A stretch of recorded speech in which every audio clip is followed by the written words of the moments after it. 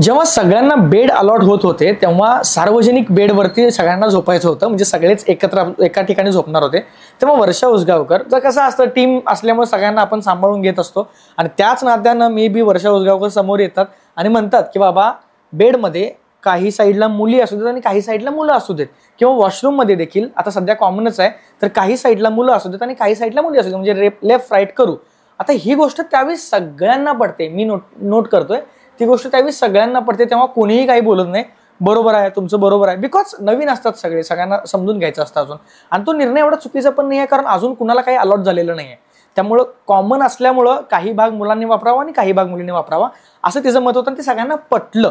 पण काही वेळानंतर जे अरबाज आणि तो अजून एक आपला ऍक्टर आहे, हे दोघं जेव्हा मुलींच्या साईडच्या बेडला बसलेलं असतात तेव्हा मे बी त्यांना त्या बेडवरती झोपायचं असतं. आणि वर्षा उसगावकर जेव्हा विचारत येतात की तुम्हाला काय प्रॉब्लेम नाही, इकडे मुली झोपा, इकडे मुलं झोपतात, तेव्हा ते दोघं उठत नाहीत. तेव्हा वर्षा उसगावकर त्यांना विचारते की बाबा तुम्ही इथं झोपणार आहे का, तर ते म्हणतात हो आम्ही इथं झोपणार आहे. थोड्या वेळा आधी वर्षा उसगावकरनं सांगितलं होतं की बॉईज आणि गर्ल्स वेगवेगळं करायचं आहे. ते ऐकून देखील हे म्हणतात की नाही, त्यांना जर प्रॉब्लेम असेल तर त्याच वेळी बोलायचं होतं, एवढंच मला म्हणायचं आहे. तर ते म्हणतात की नाही आम्हाला, म्हणजे आम्ही इथं झोपणार आहे. त्यावेळी डीपी दादा, म्हणजे आपले धनंजय दादा, वर्षा उसगावकरला थोडीशी हेल्प करतात म्हणण्यापेक्षा वातावरण हसतं खेळतं ठेवायचं ट्राय करतात की प्रॉब्लेमचा विषय नाही आहे, तर अजून काही अलॉट झालेलं नाही आहे, तर राईट लेफ्ट जर सगळ्यांची इच्छा असेल तर सगळेजण करा. हे सोडून जरी तुम्हाला काही, म्हणजे तुमची इच्छा असेल की इथंच झोपायचं, तुम्ही झोपू शकता.